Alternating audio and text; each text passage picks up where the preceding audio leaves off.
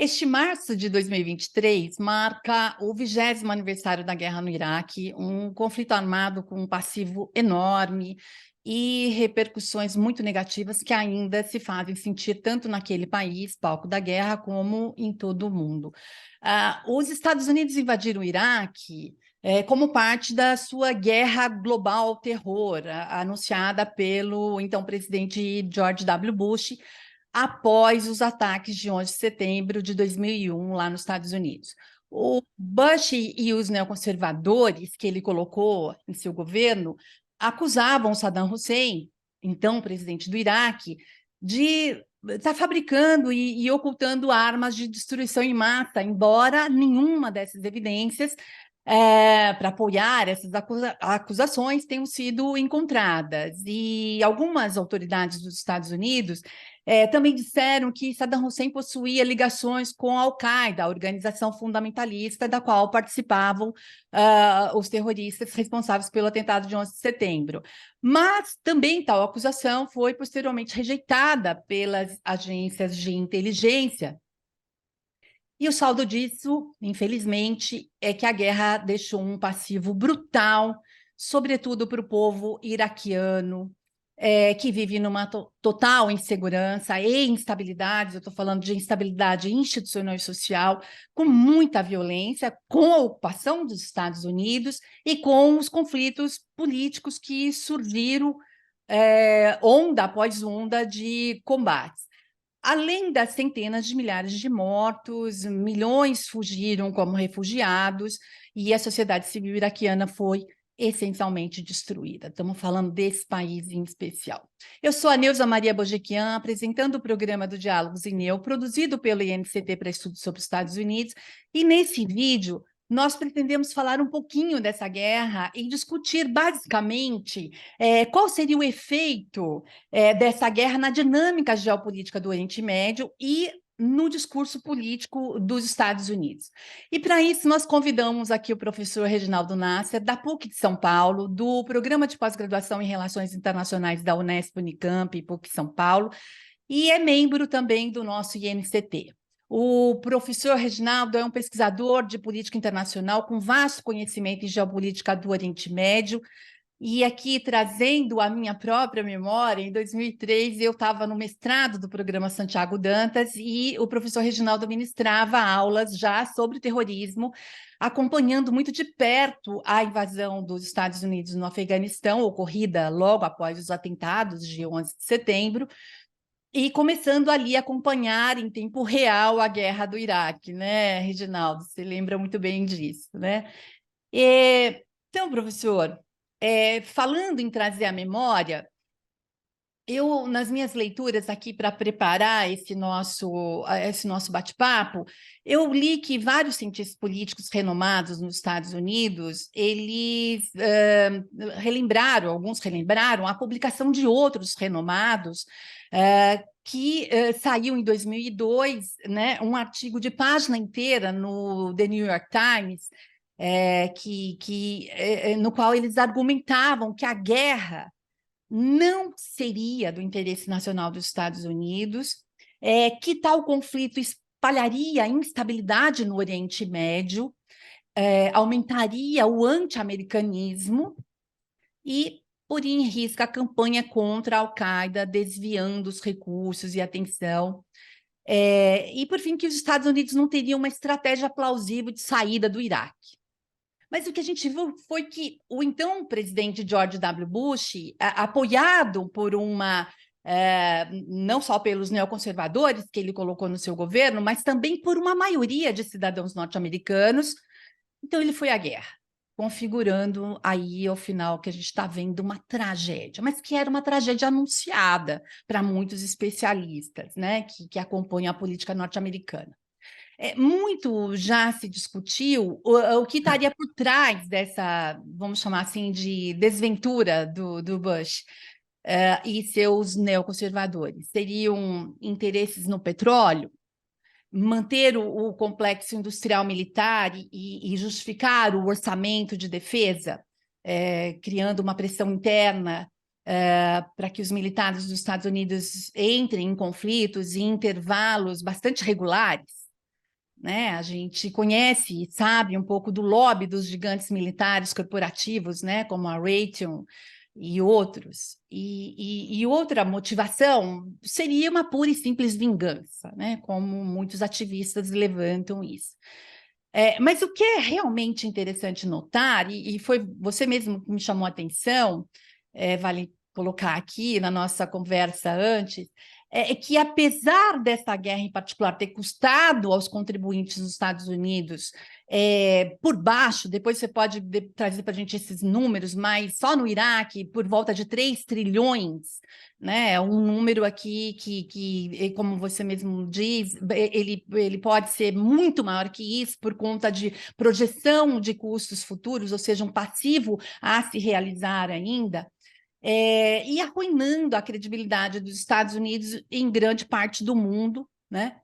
E ter matado por baixo, cerca de 600 mil pessoas, né, no Iraque, não nos Estados Unidos. Depois também você pode trazer esses números aqui no que representou isso em mortes dentro dos Estados Unidos para os soldados envolvidos na guerra. Esses fatos não têm sido colocados em discussão, apesar de tudo isso. O que eu quero dizer é que é curioso que a preocupação que beirava a neurose com o terrorismo e que figurou por anos no topo das agendas dos políticos, ela não apareceu recentemente. Pelo menos não com a mesma ênfase, né?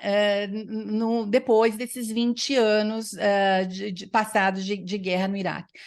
O contra-terrorismo, ele foi uma parte essencial das eleições políticas nacionais. A gente lembra os vários candidatos que estavam fazendo as suas campanhas, eles colocavam isso no topo das suas agendas, né? Nos discursos, as perguntas surgiam naturalmente, já era esperado, ou seja, a defesa imediata do país contra o terrorismo foi uma obsessão nacional por pelo menos aí uma década e meia, né? Vamos pensar assim, de Trump para cá, e que muda um pouco.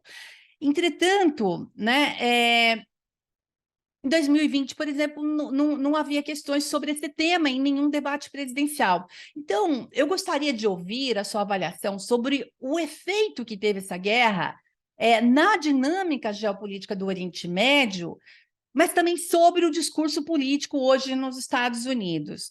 Eu já agradeço desde já a sua presença aqui mais uma vez, pela sua colaboração, sempre muito bem-vinda, e, por favor, tome a palavra e quero muito te ouvir. Muito obrigado, Neuza. Um prazer estar aqui participando desse grande projeto do INCT-INEU. Tem trazido valiosas contribuições para a sociedade brasileira, conhecendo cada vez mais os temas das relações internacionais em minúcias e em várias regiões do mundo. Acho que você fez uma boa introdução, fez um apanhado muito preciso, né, da situação do Iraque. Eu acho que, para avaliar o Iraque na política externa norte-americana, a gente tem que, não vai ser lá longínquamente, tão longínquo assim, mas é preciso situá-lo na história. O Iraque, ele é um país, desde que, né, foi criado o Estado Nacional Iraquiano, pós Primeira Guerra Mundial, ele se tornou um centro da política internacional do Oriente Médio. O Iraque era uma região, não existiu o Iraque, veio a Inglaterra, que dominou a região, se configurou como Iraque, veio a monarquia, depois república. Mas o Iraque traz também, em questão de esquecimento, eu acho que o Iraque tem muita coisa de que, e por várias razões, se esquece alguns fatos. Um deles, que é importante lembrar, que em 1958 houve um golpe de Estado e, durante o golpe de Estado, os comunistas tomaram o poder. Pouca gente discute essa revolução no Iraque, em 1958, porque não era o nacionalismo árabe do Nasser, que é muito conhecido. Aliás, o nacionalismo do Nasser era contra. E, nessa ocasião, o Iraque fundou a OPEP, Organização Produtores de Petróleo. Logo na sequência, o Saddam Hussein, que ficou conhecido aí como o grande ditador inimigo do Ocidente, era um coronel do Exército e foi patrocinado, está demonstrado, pelos Estados Unidos e a Inglaterra para derrubar os comunistas. Então, foi instrumentalizado. Então, nessa década de 70, o Iraque fez parte também de um conjunto de mudanças em vários países do mundo árabe. E esses países têm uma história em comum. Eles vieram de monarquia, passaram para a república. Essas repúblicas foram dirigidas por militares nacionalistas e desenvolvimentistas seculares. Tudo isso aí, Líbia, Síria, Egito e Iraque. Então, por quê? Porque esse nacionalismo foi importante, é um nacionalismo que, minimamente, apesar de ter inicialmente ser um instrumento da política dos Estados Unidos contra os comunistas, o nacionalismo se tornou um inimigo, né, visto como inimigo do Ocidente. Várias guerras de Suez e etc. E o Iraque vem nesse crescimento. Vem a crise do petróleo em função da guerra de Israel, Egito e Síria, e o petróleo vai levar o mundo à recessão. Nesse momento, os países produtores de petróleo, que já tinham um papel importante, eles passam a fazer parte da preocupação dos Estados Unidos, não em termos de segurança internacional, mas de segurança nacional. Se você me perguntar como é que faz essa mágica, eu não sei, mas virar ameaça de segurança nacional. Quem era o governo? Por incrível que pareça, porque ele hoje é visto como um progressista de esquerda, era o governo do Jimmy Carter. Então, naquele momento, foi elaborada a doutrina Carter, que com pequenas alterações, permanece até o momento atual nos Estados Unidos. Essa doutrina Carter é uma doutrina para o Oriente Médio e faz uma avaliação de que o petróleo é uma necessidade para o funcionamento da economia mundial e, em particular, dos Estados Unidos, e que qualquer interrupção de produção, de fluxo, é uma ameaça direta a esse país. A doutrina de Jimmy Carter. A partir de então, os Estados Unidos passam a se envolver cada vez mais no Oriente Médio, de diversas formas, se aliando, patrocinando algumas elites corruptas, como é o caso das monarquias do Golfo, mudando o perfil do Egito. O Egito era o grande país nacionalista, vai passar a ser aliado dos Estados Unidos até hoje, e de Israel. Então, os Estados Unidos implementam uma política muito robusta na região. Aí ocorre um acontecimento, que também é muito importante para a gente entender tudo isso de hoje, é que tem a Revolução no Irã, 1979, os xiitas chegam ao poder, se opondo aos Estados Unidos e à União Soviética. Tem os estudantes fazem os reféns americanos da embaixada, ameaçam, né, palavras de ordem contra os Estados Unidos, enfim. O Irã entra ali na coisa do Oriente Médio. Por outras razões, há uma grande disputa, eu falo sempre, pessoal, para qualquer região do mundo, Oriente Médio em particular, que depois olhem no mapa. Há uma disputa ali, Iraque, Irã, no Golfo, depois nós vamos falar do Kuwait, Golfo Chatal-Arábia, que desemboca ali no Golfo. E inicia a guerra Irã-Iraque. Essa semana e as outras eu só estou com uma coisa de memória, né? Até estou escrevendo um artigo sobre memória e guerra, porque essa guerra foi fundamental para todo mundo, pouco falada. Uma guerra que durou 8 anos, morreram milhões de pessoas, teve uso de gás venenoso de ambas as partes, e os Estados Unidos entrou no meio. De que jeito? Isso é importante. Inicialmente, apoiando o Iraque, apoiando Saddam Hussein. Então, se quem está nos ouvindo aqui, por curiosidade, entrar no Google e colocar Donald Rumsfeld, foi, veio ser secretário de defesa do Bush, ele era assessor de segurança nessa época, década de 80. Colocar Donald Rumsfeld e Saddam, vai aparecer eles se apertando as mãos. Foi uma visita que o Rumsfeld fez ao Iraque para apoiar o Saddam, né? E o Saddam começou a ganhar fácil. O Irã vinha de revolução, estava meio desmantelado, contava com um contingente maior, mas não de armas. No meio da guerra, o establishment norte-americano faz assim: opa, vamos tomar cuidado. É bom o Iraque ganhar, mas não muito, porque senão quem vai segurar esse pessoal? E aí muda o cenário da guerra, o Irã começa a acertar alvos sem parar do Iraque. O que está acontecendo? O Irã não erra um alvo. Era a CIA fornecendo ao Irã o mapa lá da localização dos pontos estratégicos do exército iraquiano. E o Saddam ficou sabendo. Então, os Estados Unidos entrou com uma política de desgaste dos dois, sabe? Que os dois se arrebentassem, né? Sai dessa guerra, né, que mais ou menos empatada, muitos mortos e tudo, o Iraque numa crise econômica tremenda, mas ainda aliado aos Estados Unidos. Não rompeu, não. O Saddam, isso está registrado. Os Estados Unidos, eu digo sempre o seguinte: eles arrebentam com o mundo e tem documentos demonstrando. É a melhor coisa. O Saddam se reúne, eu esqueci o nome, com a embaixadora dos Estados Unidos. Uma conversa está gravada.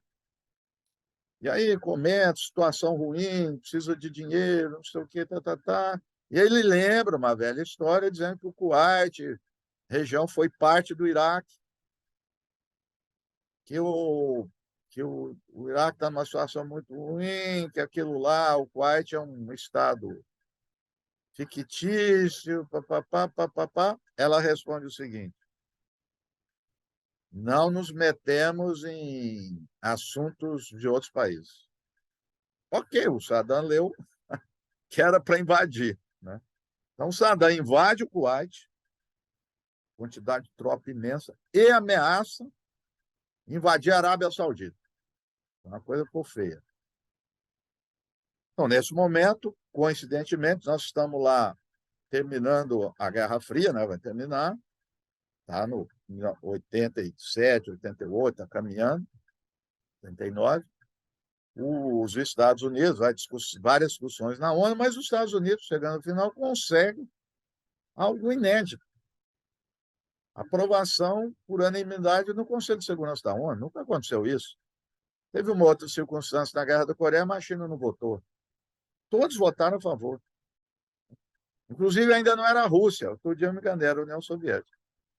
E boa parte também, quase todos, não me lembro, a Síria apoiou, um país, parece, eu não lembro qual, que não apoiou a guerra contra o Saddam, todos os árabes, quase todos os árabes favoráveis. Puxa, momento extremamente favorável politicamente, era o Bush, o pai do George Bush. E ali, desintegração, queda do muro de Berlim, toda essa história, momento favorável. E os Estados Unidos, internamente, tinha passado pela revolução militar, tecnológica. Desde o Vietnã, ele não tinha entrado em nenhuma guerra. Teve a coisa do Panamá, mas que não foi nada. Então, os Estados Unidos entrou para pôr à prova aquilo lá. Tinha respaldo da ONU, tinha respaldo dos países árabes. Um país invadiu o outro, né? Portanto, é o maior espetáculo, né, que os Estados Unidos faz, mínima quantidade de baixas, parece 40, 50 baixas, até por fogo amigo, arrasa o Saddam, deserto, tudo mais, e faz com que o Saddam volte lá para o seu lugar e se retira as tropas. Que é o momento onde se proclama a nova ordem mundial. Durante a década de 90, o Bill Clinton, então os democratas no poder, o que eles vão fazer com o Iraque? Algo criminoso também. Mas como é o estilo soft dos democratas, não foi guerra, foi sanção econômica, pesadíssima. E entre essas sanções, houve algumas que afetou, sobretudo, o fornecimento de alimentos e remédios. A estimativa da Unicef é de centenas de milhares de crianças mortas nesses anos 90, sem guerra. Né? Eu estou estou descrevendo isso com detalhe para mostrar o quê? Que há uma continuidade em relação à política do Iraque. Pode haver divergência entre democratas e republicanos em relação aos meios.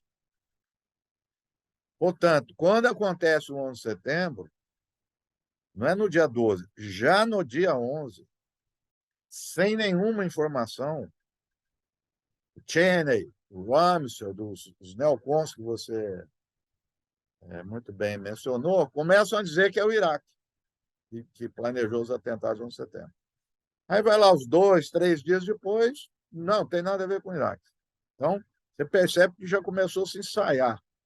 Né? E aí, durante esse período, montou, eu diria, uma das maiores farsas, ou a maior da história, que é fazer aquilo que você apontou. A conexão que o Iraque teria com, de um lado, o terrorismo e, de outro, com armas de destruição em massa.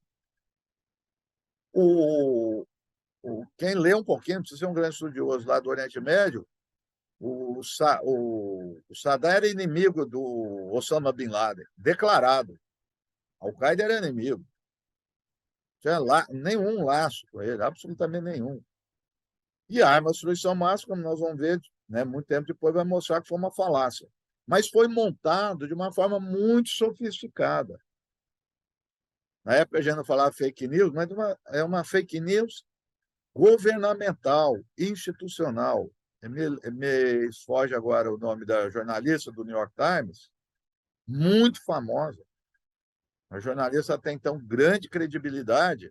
Ela começou a plantar progressivamente, toda semana, a partir de 2000, final de 2001, uma coluna dela, eu esqueci o nome dela, até documentário, dizendo que o Saddam tinha arma de destruição em massa. Analistas, professores de relações internacionais, eu mesmo, na Globo News, você falou que a gente, né, que você estava lá no curso e a gente estava acompanhando a evolução. Quantas vezes eu fui lá na Globo News? Vários colegas falavam como se fosse fato que havia realmente armas de destruição em massa. Então, montou-se né, globalmente, principalmente no Ocidente, a versão, né, do Saddam, que era alguém que fazia terrorismo de Estado. E, olha só, isso eu leio muito bem, o senhor Francis Fukuyama escrevendo, aquele jeito dele, muito inteligente, dizendo que a associação entre terror e armas de destruição em massa, veja bem o que ele diz, era uma ameaça existencial muito mais grave do que a União Soviética. Por quê? Não não é pelos meios, obviamente, que a União Soviética é muito mais.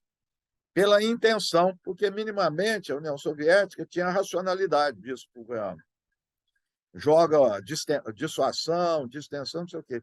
E que agora eram atores irracionais que iam jogar bomba nuclear, míssil nuclear a esmo. Né? A pior coisa do mundo. Então, estou dando esse exemplo, como é que montou-se, né, uma das maiores faixas. Na Inglaterra também, com Tony Blair. A BBC de Londres entrou nisso. Então, Mas, sim, o que eu estou enfatizando? Foi um grande investimento norte-americano, investimento, nesse momento, de narrativa, de difusão de imagem. Não foi assim, tá lá o Iraque. Foi uma coisa muito forte. E os países como o nosso, assim, replicando as notícias, né? Sistematicamente. Mas nem isso que é interessante, foi suficiente para convencer um grande aliado, que é a França. Então, quando vai para a ONU, claro, Rússia e China contra, e a França também. Mais do que foi contra, a França foi fazendo campanha contrária. Não é porque a pátria dos direitos humanos, porque eles tinham muita relação com Saddam e estavam fora do grande conglomerado britânico, anglo-saxão, né? Anglo-saxônico. Mas o Colin Powell não era neocons. Colin Powell não é aqui se é de direitos que mas ele era muito confiável. Ele gozava de autoridade no meio internacional. Participou do Vietnã, tem crítica, participou da Guerra do Golfo, uma postura muito. Ele vai para a ONU. Eu lembro que eu fiquei acompanhando aqui, ele ficou horas lendo, mostrando imagem, fake news pura, né? Mas uma coisa, assim, um espetáculo, né? Não deu. Ora, a gente sabe como é que são os Estados Unidos. Não deu, sinto muito. Então, vamos fazer essa intervenção de outro jeito. Então, na palavra, não lá na ONU, na boca dos neocons, que tinha aquele projeto, me ajuda a lembrar, e hoje eu estou é um projeto que Fukuyama estava do longo século. Eles têm um think tank, eu esqueci o nome desse think tank, desde a década de 90. E esse think tank está batendo na tecla qual era? Que o Bush, pai, não fez o serviço completo. Que não é só retirar o Saddam do Kuwait, era derrubar o Saddam, né? E é interessante que os neocons aqui se encontram com os democratas, porque a ideia é de mudança de regime, regime change, eles comungam essa ideia. Então, isso levou à invasão. Uma invasão, um dos maiores bombardeios foi feita ao Iraque. Desde o final da Segunda Guerra Mundial não se viu algo parecido. Estou destacando tudo aqui a intensidade, né? Não foi uma coisa assim impressionante. E que se seguiu a ocupação do Iraque. Para não eximir, né? A gente não pode eximir todo mundo. A ONU fez algo que também pouca gente discute. Depois que esgota o período lá de roubo Saddam, é votada uma resolução no Conselho de Segurança, se eu não me engano, 1040, onde reconhece, é o reconhecimento do direito de ocupação aos Estados Unidos e à Inglaterra. E o Conselho aprova. Rússia, China e França aprovam ocupar formalmente o Iraque. Bom, então, essa ocupação, e você colocou muito bem a questão, quer dizer, o que se especulava com isso? Você colocou aí as hipóteses, vários motivos: petróleo, vingança, levar a democracia no Oriente Médio. A gente vai poder fazer aqui vários tipos de especulação. Mas uma delas não é nem especulação, e essa vamos até ela. É clara. Nós vamos dar o regime e colocar alguém que está ao nosso lado, isso é óbvio. Então, mudanças de regime que coloquem gradativamente pessoas que estão no seu lado. E é interessante que, essa época, eles estavam animados, já sumiu também da memória, que era chamado efeito Gaddafi. Porque o Gaddafi, nesse momento, era da turma. O Gaddafi aderiu aos Estados Unidos. Quando houve o 11 de setembro, o Gaddafi ficou do lado dos Estados Unidos. E aí a interpretação é por quê? Porque o Gaddafi estava sendo pressionado, né?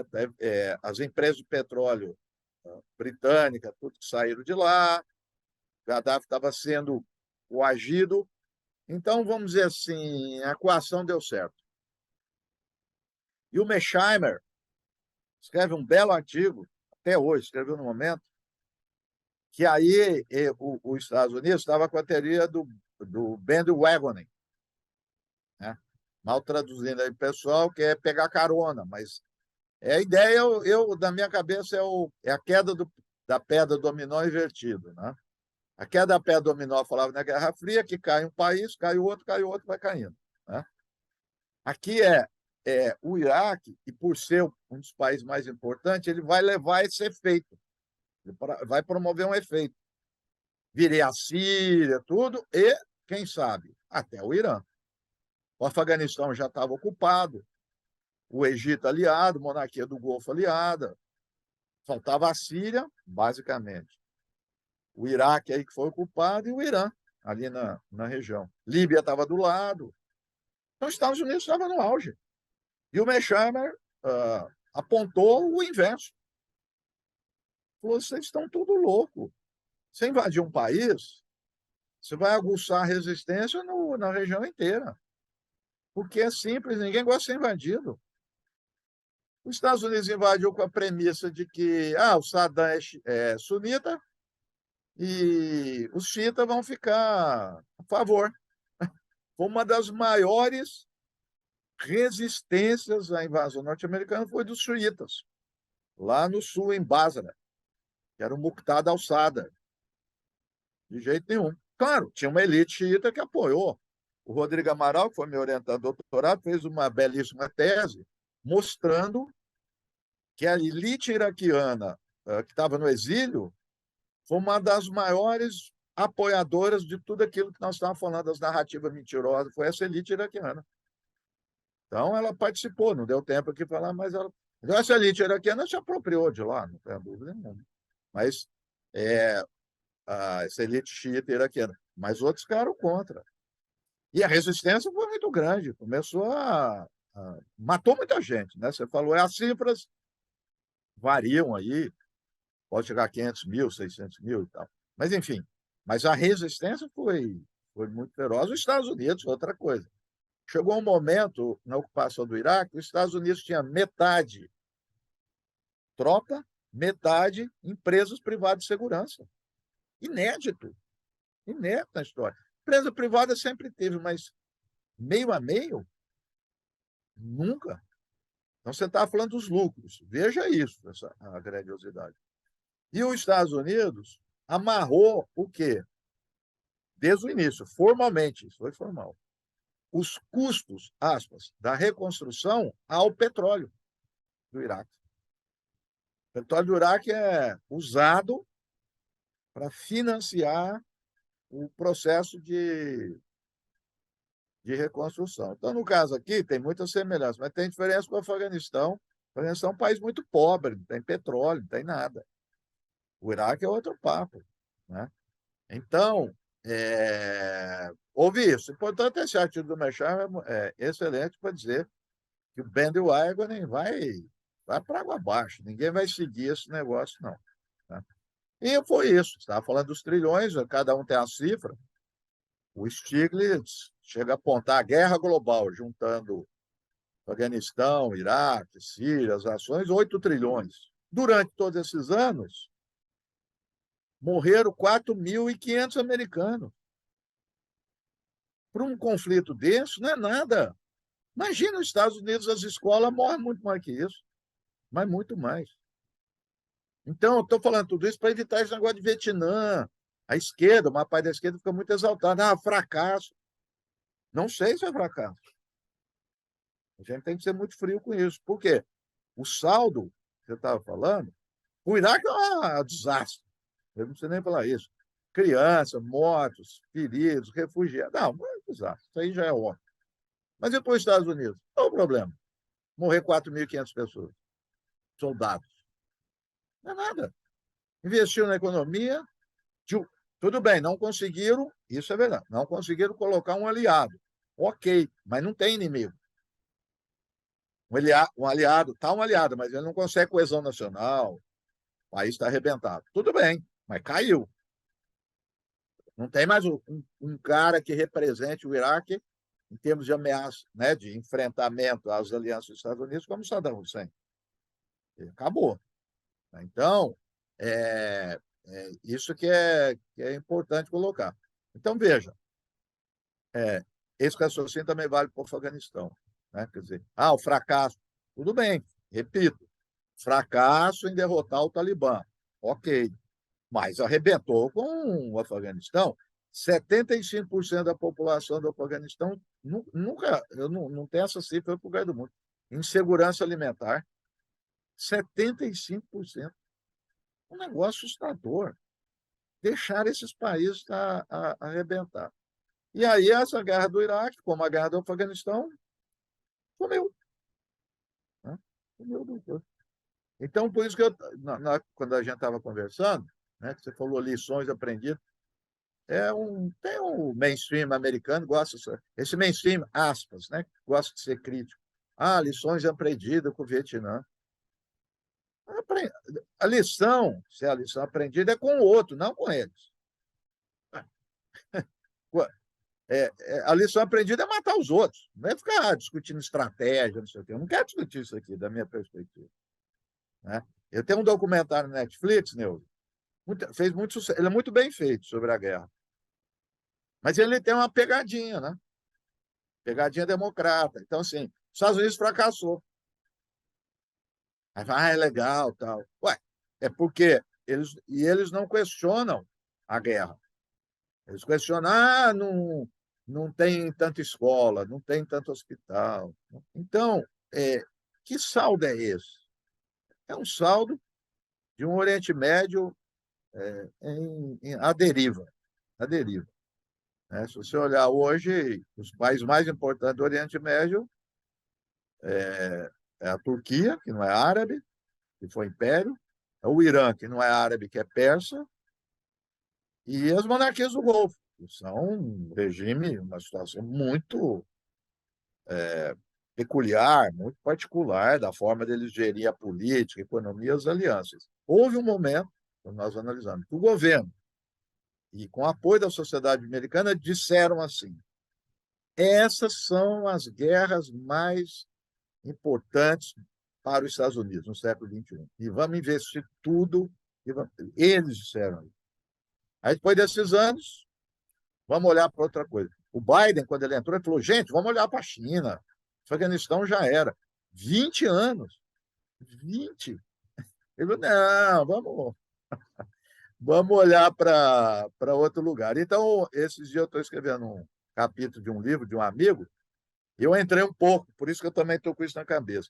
Essa coisa da memória, alguns chamam de amnésia coletiva, né?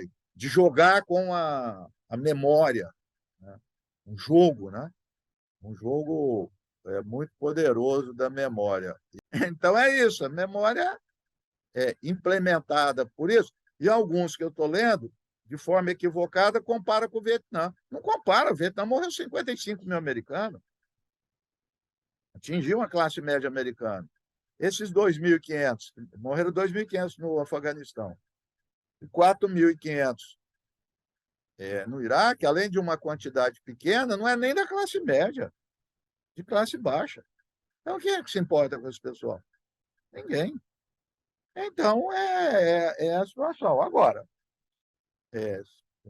se for aí para concluir, a situação hoje que está o Biden. Né? O que espelha melhor isso é o recente encontro, ainda não é pleno acordo, mas entre a Arábia Saudita e o Irã, inimigos de longa data, instigados pelos Estados Unidos. Os Estados Unidos, para conseguir equilíbrio de poder, ele instiga uma parte contra a outra. A China foi lá e fez a mediação, rebaixar as tensões. Bom, no dia seguinte, os jornais americanos, todos, cobrando o Biden. Os de direita a gente entende. O New York Times, o Washington Post, dizem o seguinte: Biden, aquilo lá é a nossa região, o que você está fazendo? Largou, quer dizer, você não consegue minimamente ter né, um sistema de aliança, de influência no Oriente Médio. A Arábia Saudita determina preço de petróleo junto com a Rússia, não segue os Estados Unidos. Emirados Árabes, o maior parceiro econômico dos Emirados Árabes é a Rússia. Cadê o que fizeram? Então, de um lado, para eu concluir, que eu falei aqui, eu falei, os Estados Unidos conseguiu o que eu queria, destruiu. Isso sim, acabou com esses países. Por outro lado, eles não conseguiram construir um sistema de segurança regional ou um sistema de alianças sólido. Não é que a Arábia Saudita vai romper com os Estados Unidos, óbvio que não, ninguém vai romper, mas não é um sistema de aliança sólido mais. Isso deixou de existir. Em parte, não é a única coisa. Guerra do Iraque, guerra da Síria. Por que em parte? Então, que a monarquia do Golfo está preocupada, essa elite da monarquia do Golfo é uma das piores que existe. Está preocupado com morte lá, está preocupado com estabilidade, está preocupado, né, com ameaça que vem a Primavera Árabe, que ameaça os seus negócios, etc., e que os Estados Unidos não ajuda ninguém lá a deixar eles a própria sorte. Quer dizer, é essa, quer dizer, percepção hoje em relação ao Oriente Médio. Então, uma das primeiras questões que você falou, que você colocou, era por que foi lá? Né? Essa pergunta sempre se faz lá nos Estados Unidos, debate. Eu vou responder, porque eu não sei, mas eu sei que não estando lá, o lá que é Oriente Médio, sempre dá problema para os Estados Unidos. Muito bom, Reginaldo. Você deu uma aula de história aqui para a gente, né? Muito interessante a gente fazer essa recapitulação e o contexto, né? A gente pensa que o contexto é um ano muito longínquo, né? Mas aí você não é bem isso, né? Então, se você colocar estruturar esse argumento em termos de onde começa e como ela continua, como ela avança, você liga rapidinho, né? Esse período ele é quase que imperceptível, né? E quando você mencionou os Estados Unidos da amnésia, é o Gore Vidal, né? Que fazia Isso. essa crítica, né? Fazia essa crítica, enfim, ele também era muito criticado, mas é só para lembrar aqui os nomes. E depois eu queria que você passasse o link para a gente desse Netflix, né? Desse documentário. É sempre Passo, bom aqui para a gente passo. indicar para os alunos, para o pessoal que acompanha a gente aqui no canal. Eu te pergunto se você tem algum outro comentário a fazer, se gostaria de trazer aqui algum outro insight, fica à vontade. Falei tanto, ainda tem um muito pontual, mas quando você falou de terrorismo, eu acabei me esquecendo, né? Que é muito irônico, né? Para não dizer trágico, que os Estados Unidos, o argumento que entrou nessa guerra era para acabar com o terror, que a Al-Qaeda era o grande inimigo, e um produto disso aí que os Estados Unidos fez chama-se Estado Islâmico. O Estado Islâmico nasce no Iraque, se conecta com a Síria. E o Estado Islâmico faz, eu falo brincando, né, no popular com os alunos, o Estado Islâmico faz a Al-Qaeda virar brincadeira de criança. O Estado Islâmico dominou um território do tamanho da Jordânia. Administrou 6 milhões de pessoas. E tem uma sofisticação impressionante. E parte dessa sofisticação, alguns pesquisadores, jornalistas, descobriram isso, chegaram a isso, porque tem uma sofisticação na administração de petróleo, na venda de produtos, na compra de produtos, vende produtos arqueológicos na Europa. Quem são esses que estão administrando isso? Não é aqueles lá que estão fazendo discurso para lá, mas é parte da elite que veio do Saddam, que estava no Estado iraquiano. Uma elite que tem conhecimentos de economia, de gestão, de política. Caíram, alocaram no Estado Islâmico. Né? Então, são essas consequências. Hoje tem vários grupos insurgentes, né, na região ali. Então, portanto, os Estados Unidos, o Chalmers Johnson, né, tem um livro, tem vários livros, mas tem um maravilhoso que é o Blowback, Como chama? Blowback, o pessoal entendeu, é o tiro pela culatra, né, que é um termo usado pela CIA. Mais um blowback da história norte-americana, né? Mas eles não ligam para isso, porque hoje em dia, hoje há um tempo, quantos americanos o Estado Islâmico matou? Quase nenhum. O Estado Islâmico mata islâmico. Mata a grande maioria é árabe. Não mata americano. Né? É um cinismo que estou dizendo, mas é isso mesmo. É um cinismo.